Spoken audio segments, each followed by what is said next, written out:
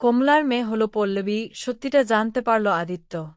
আমরা এমনটাই দেখতে পারব আজকের পর্বে। বিস্তারিত জানতে ভিডিওটি দেখতে থাকুন। গল্পের শুরুতেই দেখা যায় পল্লবী মিষ্টিকে নিয়ে নিজের বাড়িতে ফিরে যেতে চায়। সাগরের কোনো সম্পত্তির মালিকানা সে চায় না। পল্লবীর একমাত্র চাওয়া মিষ্টি, কিন্তু মিষ্টিকে দিতে কোনোভাবেই রাজি নয় সুপর্ণা। তখন কমলা বলে, তাহলে তো আমাদের এখানে থাকার আর কোনো প্রয়োজন নেই।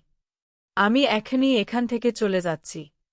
এরপর কমলা পল্লবীকে নিয়ে যেতে চাইলে পল্লবী প্রথমে যেতে চায় না। সে বলে, মা, আমি তো এত সহজে চলে যেতে পারব না। ঠিক তখনই কমলাদেবী বলে, পল্লবী, সবার কপালে সবকিছু থাকে না। তুই যদি সবকিছু জোর করে পেতে চাস, তাহলে কি করে হবে বলতো? এরপর তারা চলে যেতে উদ্যত হয়। তখনই সানি সুপর্ণাকে বলে, কিছু একটা করো। এভাবে তো আমাদের হাত থেকে সবকিছু বেরিয়ে যেতে পারে না, তাই না? কিন্তু সুপর্ণা কি করবে বুঝতে পারছিল না। তখন সামনে এগিয়ে এসে সে বলে, কমলা আন্টি, আপনাদের শর্তে আমরা রাজি। কমলা বলে, শুধু মুখের কথায় তো হবে না।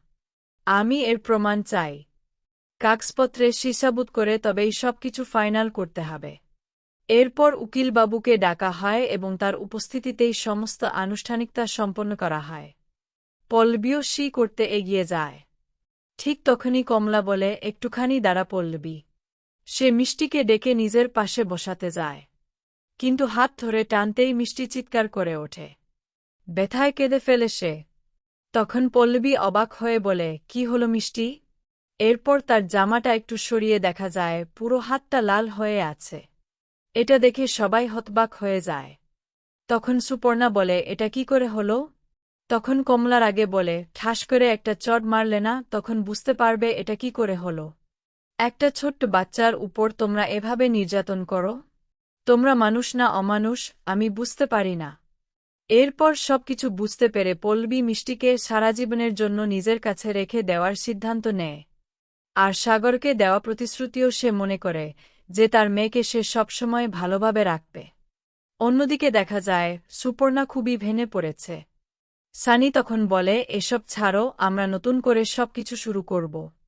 কিন্তু সুপর্ণা মনে মনে ভাবতে থাকে, মিঠি তো আমার দাদাভাইয়ের মেয়ে ছিল, এই বংশেরই সন্তান ছিল। তাকেও শেষ পর্যন্ত পল্লবী নিয়ে চলে গেল। কাজটা কি সত্যিই ঠিক হল? এই প্রশ্নই তাকে বারবার কষ্ট দিতে থাকে। অন্যদিকে আদির বিয়ে নিয়ে বাড়ির সবাই চিন্তায় পড়ে যায়। কি করা হবে সেটাও কেউ বুঝতে পারে না। আর পাত্রী কে হবে সেটাও ঠিক করা যাচ্ছে না। কারণ সবাইয়ের ছবি দেখার পরও আদি কাউকেই পছন্দ করতে পারেনি। এদিকে পল্লবী, কমলা এবং মিষ্টি সবাই বাড়িতে ফিরে আসে। তখন সমর বলে, মা, তুমি কি ঠিক কাজ করলে? আমাদের বাড়িতে যেন লক্ষ্মী আসছিল, আর তুমি নিজেই সেই সুযোগটা সরিয়ে দিলে। পুরোটা না হোক, কিছু সম্পত্তি তো দাবি করতে পারতে। সেক্ষেত্রে ওরা দিতে বাধ্য ছিল। কিন্তু তুমি সবকিছু ছেড়ে চলে এলে। কাজটা কি সত্যিই ঠিক করলে? তখন কমলা বলে, আমি ঠিক করেছি না ভুল করেছি তার দায় আমি নেব সমর। এরপর যথারীতি শ্রীনিবাস সেখানে এসে বলে, কমলা, তুমি খুব ভালো সিদ্ধান্ত নিয়েছ। তোমার সিদ্ধান্তের উপর আমার সম্পূর্ণ বিশ্বাস ও ভরসা আছে। তখন সমর বলে, আচ্ছা বাবা, আমাদের কি কোনোদিন এই বাড়িটা পূরণ হবে না? আমাদের স্বপ্নটা কি কোনোদিন সত্যি হবে না? এভাবেই কি আমরা ভাড়া বাড়িতে জীবন কাটিয়ে দেব? বাড়িতে তো আমরা 3 জন উপার্জন করি, আর 11 জন বসে বসে খায়। এভাবে কি করে হবে বলো তো? তখন শান্তনু বলে, তাহলে তো সমর একদম ঠিক কথাই বলেছে। পুরো সম্পত্তির মালিকানা না চাইলেও কিছুটা যদি নিতে, তাহলে তো ভালোই হতো। এখন জানি না পুরো বিষয়টা তোমরা কিভাবে সামলাবে। এই সিদ্ধান্তটা একদমই ভালো হয়নি। এমনটাই সবাই বলতে থাকে। ঠিক সেই মুহূর্তেই কমলার কথা শুনে শ্রীনিবাস বলে, জানো তো সমর, তুমি যখন জন্মাবে তখন ডাক্তারবাবু বারণ করেছিলেন।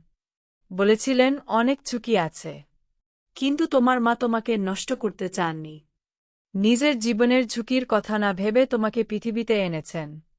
আর শান্তনু, তুমি যখন প্রীতিকে বিয়ে করেছিলে তখন কিন্তু আমাদের কারও মতামত নাওনি। কিন্তু আমরা একবারের জন্য প্রশ্ন করিনি। অথচ আমরা যখন লাজুকে বাড়িতে নিয়ে এসেছিলাম তখন তোমরা অনেক প্রশ্ন করেছিলে। যাই হোক, পল্লবী মিষ্টিকে বাড়িতে নিয়ে এসেছে। আমার মতে এই নিয়ে আর কেউ একটি কথাও বলবে না। এটা পল্লবীর সিদ্ধান্ত আর তোমাদের সেই সিদ্ধান্ত মেনে নিতে হবে। তাতে আমার আর পল্লবীর কিছু যায় আসে না। মিষ্টি এই বাড়িতেই থাকবে। আজ মনুষ্যত্বের জয় হয়েছে। আমরা আবারও প্রমাণ করে দিয়েছি যে টাকার কাছে সব সময় সবকিছু হার মানে না, বরং অনেক সময় সবকিছু জিতে গিয়েও টাকা হেরে যায়। এটা মাথায় রেখো। এরপর শ্রীনিবাস নিজের হাতে পল্লবীকে খাইয়ে দিতে থাকে। এদিকে মিষ্টিকে ফিরে পেয়ে পল্লবী খুবই খুশি। তাই সে ঠিক করে মন্দিরে গিয়ে পুজো দেবে। মন্দিরে পুজো দিতে গিয়ে আবারও আদির সঙ্গে তার দেখা হয়ে যায়।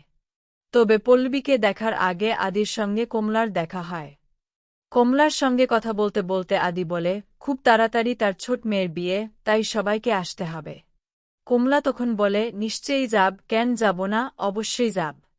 এরপর আদি পল্লবীকে দেখে এগিয়ে এলে পল্লবী যথারীতি বিরক্ত হয়ে বলে, আচ্ছা আপনি বলুন তো, বারবার এসে আমাকে বিরক্ত করেন কেন? কাজটা কিন্তু আপনি মোটেও ঠিক করছেন না। রাস্তায় এভাবে মেয়েদের বিরক্ত করলে কত খারাপ কিছু ঘটতে পারে, সেটা কি আপনি জানেন? অন্যদিকে কমলা পল্লবীকে ডাকতে থাকে। আর কমলার মুখে পল্লবীর নাম শুনেই আদি বুঝতে পারে যে পল্লবী কমলার মেয়ে। শুধু তাই নয়, খুব শীঘ্রই আদি জানতে চলেছে পল্লবী আসলে কে। প্রীতির নন্দী হল পল্লবী। যদিও আদি এখনও এই বিষয়টা জানে না। এদিকে কমলাকে আদি খুবই পছন্দ করে এবং আন্টি বলে ডাকে। বারবার সে কমলার প্রশংসা করে বলে, কাকিমার মতো মানুষ আমি খুব কম দেখেছি। এমন কথা সে প্রায়ই বলতে থাকে।